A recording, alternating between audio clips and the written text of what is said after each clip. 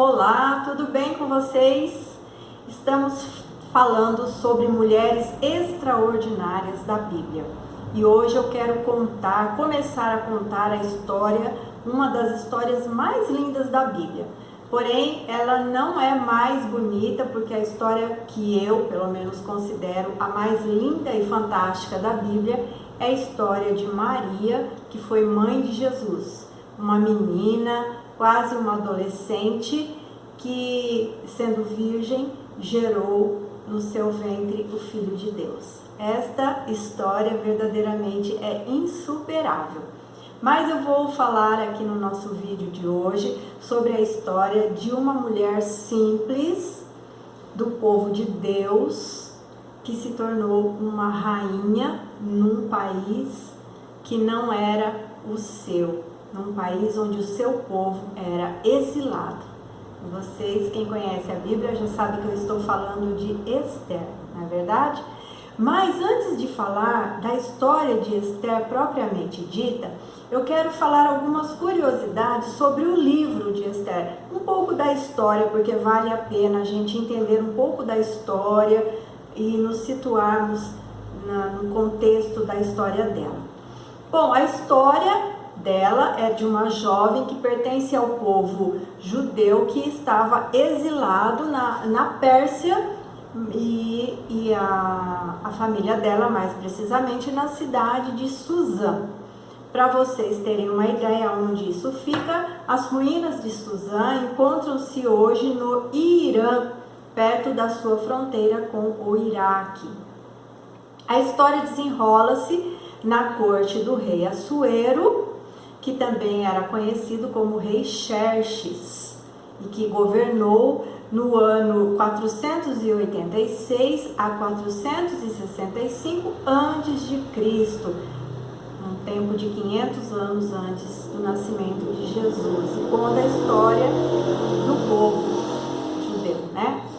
O tempo situa-se 50 anos depois do decreto do rei Ciro, autorizando o povo judeu que estava cativo na Babilônia a regressar para Jerusalém.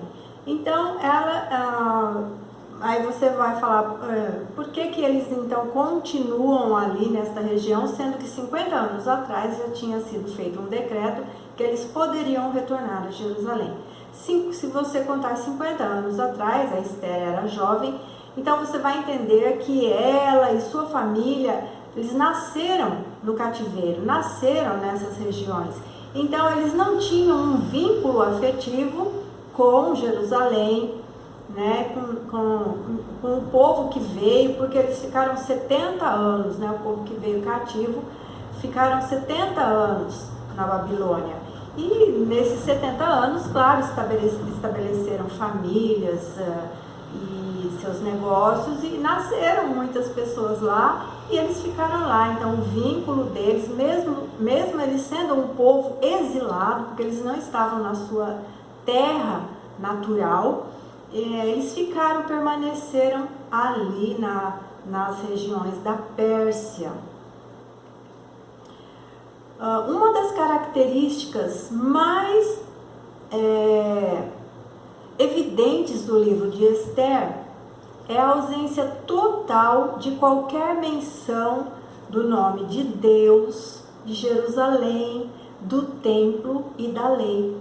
Eu acho que tem a ver com o que eu acabei de falar, porque eles nasceram e muito provavelmente eles sabiam sim da existência de um Deus único, mas eles não aprenderam, se perdeu durante esses muitos anos os vínculos, né, dos rituais da lei, do templo. Eles não conheciam o templo, eles não conheciam nem Jerusalém. Então não é mencionado. Você lê o livro de Esther, você vai ver que o nome de Deus não é mencionado.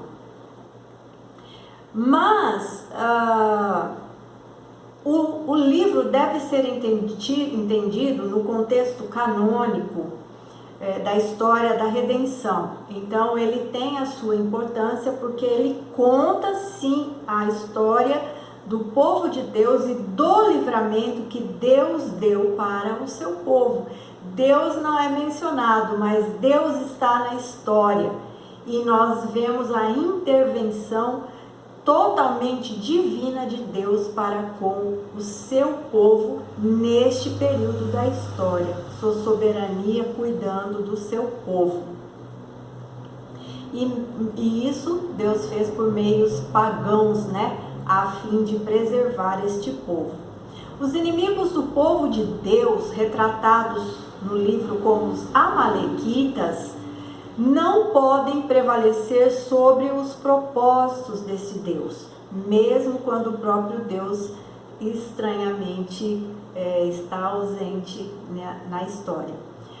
O nome do feriado, até os dias de hoje, que é comemorado pelos judeus, é Purim, ou festa de Purim, que comemora o grande livramento e celebra o tema de que o destino do povo de Deus não será determinado por qualquer coisa além dos propósitos do próprio Deus. Então o povo judeu até hoje comemora esta linda história. Eles consideram o livro de Esther no seu cânon sagrado, e também os cristãos consideram um livro sagrado, mesmo não mencionando o nome de Deus, porém vendo Deus na história. Essa é uma história fantástica que contém drama, romance, perseguição, traição e conspiração, e uma reviravolta total, e a vitória do bem contra o mal. É uma linda história de amor de um rei para com uma mulher judia, simples, pobre, órfã, né? Mas que se tornou a sua rainha.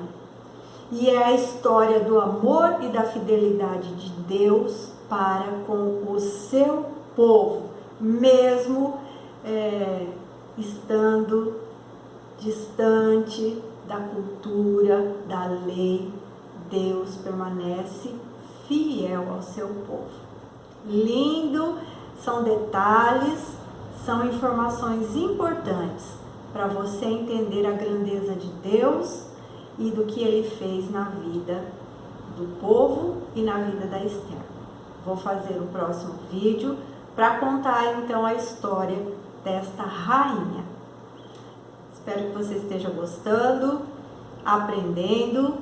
Se você estiver, compartilhe com alguém, ok? Deus abençoe, em nome de Jesus.